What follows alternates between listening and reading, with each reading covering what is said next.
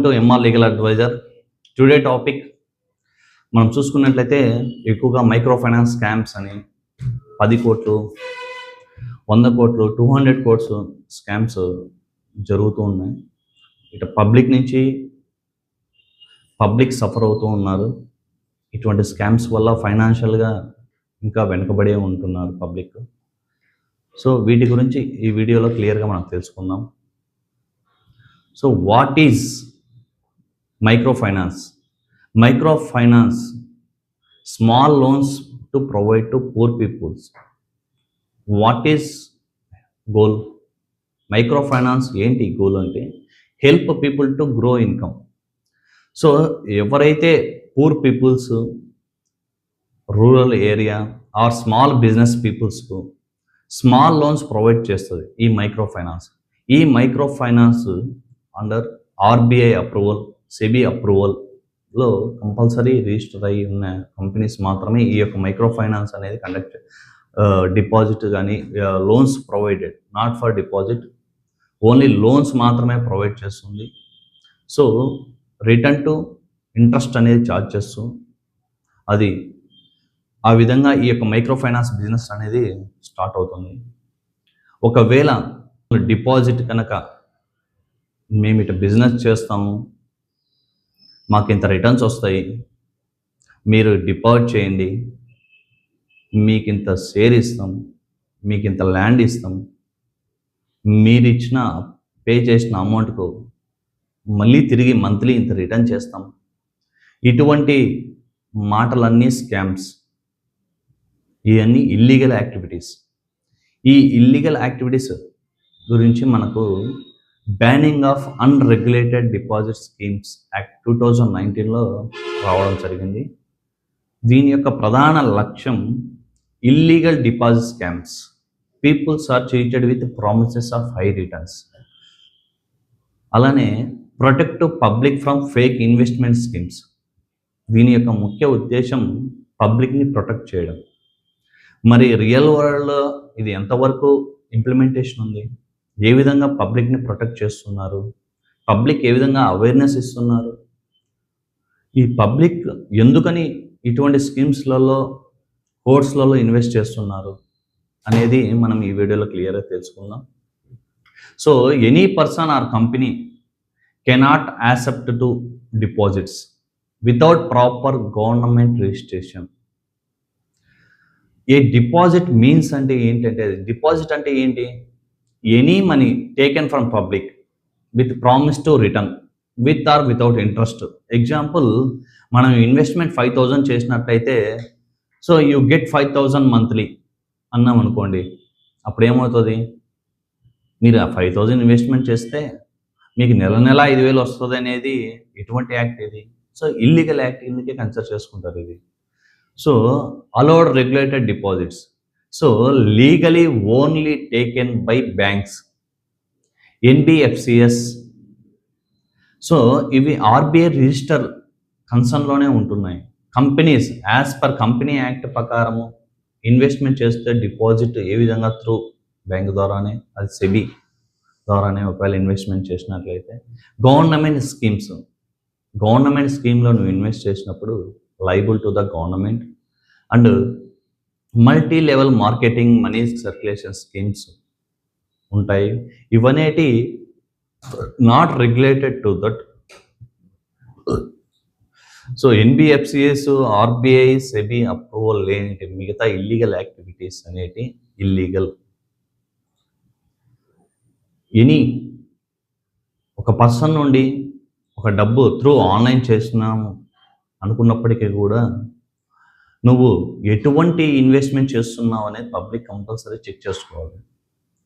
For example, మనం ఒక ఏసీని లేదా ఏదైనా ఒక ప్రోడక్ట్ని పర్చేజ్ చేయాలని మనం అనుకున్నప్పుడు, ఆ ప్రోడక్ట్ యొక్క ఫ్యూచర్ని మనము ఎంత వివరంగా వెళ్ళి మన షోరూమ్ ఏజెంట్ కానీ, కంపెనీ యొక్క ఫీచర్స్ కానీ, లేబుల్ కానీ నీట్గా మనం వెరిఫై చేసుకుంటామో, అదేవిధంగా మనము ల్యాక్స్, కోర్స్లలో ఇన్వెస్ట్ చేసేటప్పుడు ఒకరిని నమ్మి, థర్డ్ పార్టీని నమ్మి మనం ఇంత అమౌంట్ మనం ఇన్వెస్ట్ చేస్తున్నప్పుడు మనము రేపు పొద్దున సెక్యూర్గా ఎంత స్టెప్స్ తీసుకోవాలనేది పబ్లిక్ పూర్తిగా తెలియాలి. మనీ అనేది పవర్. ఈ పవర్ని మీరు ఎప్పుడైతే ఎదుటి వారికి ఇస్తారో వాళ్ళు దాన్ని మిస్యూజ్ చేసే ఛాన్సెస్ చాలా ఎక్కువగా ఉంటుంది. కేవలము మీరు మనీగా చూడకండి, మీ యొక్క పవర్గా చూడండి. అప్పుడే మీ యొక్క విలువ సమాజానికి తెలుస్తుంది.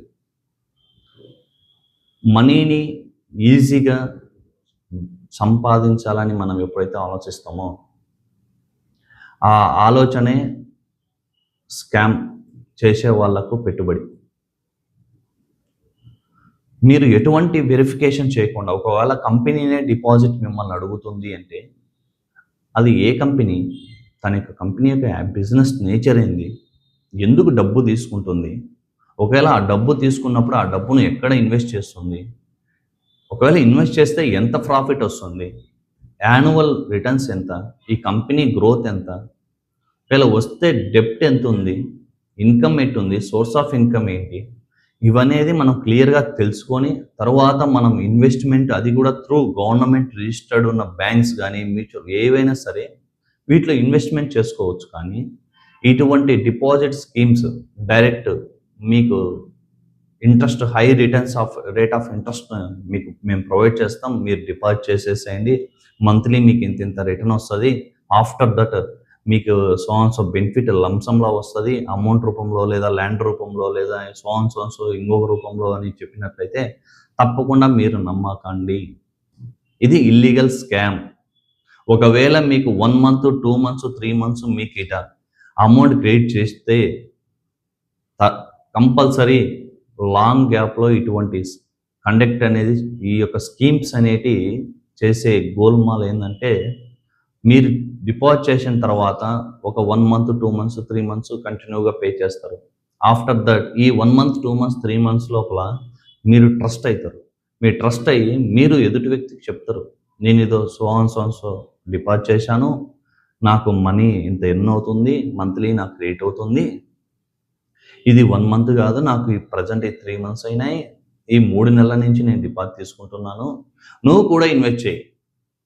సో అప్పుడు ఏం చేస్తాడు, తను ఎదుటి వ్యక్తి ట్రస్ట్ నమ్ముతాడు, నమ్మేసి ఈజీగా ఇన్వెస్ట్మెంట్ చేస్తాడు.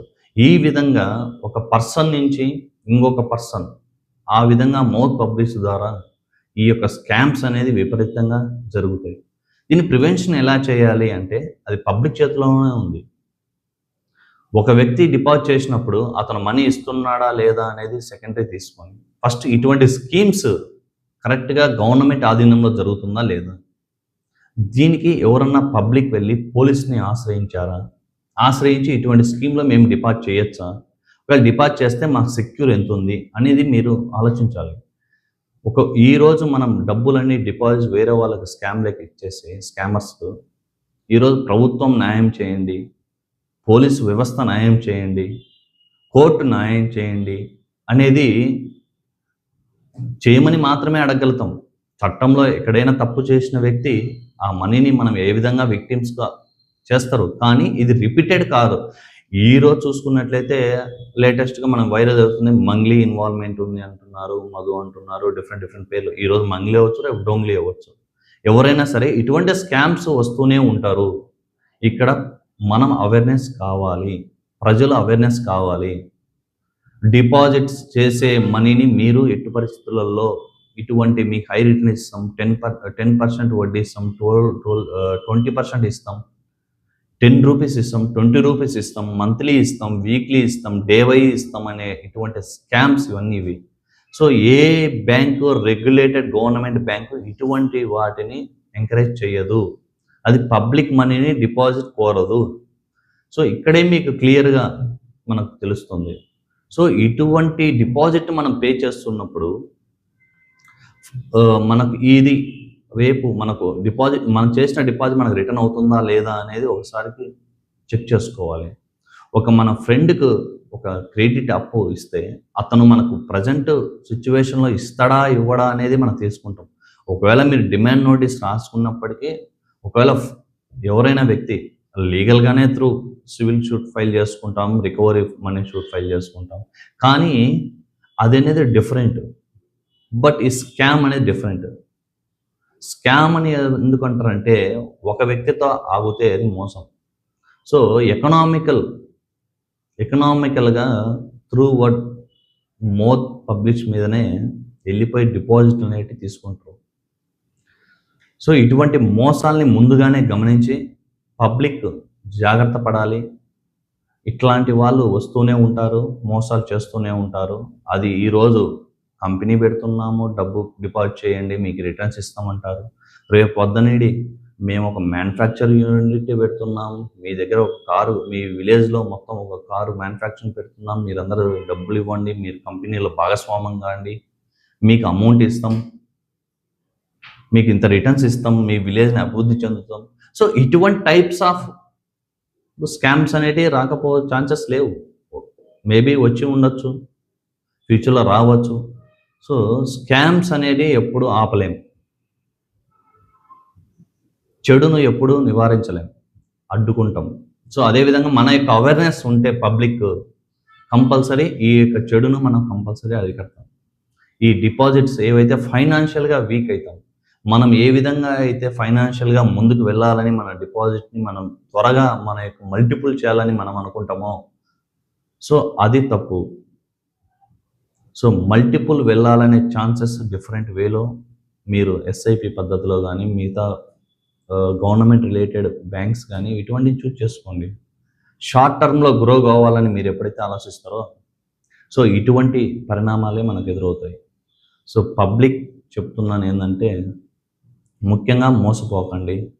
ఎటువంటి స్కీమ్స్ అనేటివి మీకు హై రిటర్న్స్ ఇవ్వవు. అది గవర్నమెంట్ రెగ్యులేటెడ్ కానిది మాత్రమైతేనే మీకు హై రిటర్న్స్ ఆఫ్ మనీని ఆఫర్ చేస్తాయి. సో ఇటువంటి స్కీమ్స్ మీద నమ్మి మీరు సంపాదించుకున్న మొత్తం డబ్బును తెచ్చి ఇన్వెస్ట్మెంట్ చేసి మీతో పాటు మీ పిల్లల యొక్క భవిష్యత్తు ప్రశ్నార్థకంగా మిగిలిపోతుంది. సో ఇటువంటి లీగల్ కంటెంట్ని మీ దగ్గరికి తీసుకొని వచ్చినందుకు ఈ ఛానల్ని ఆదరిస్తారని మనస్ఫూర్తిగా కోరుకుంటున్నాను. ధన్యవాదాలు.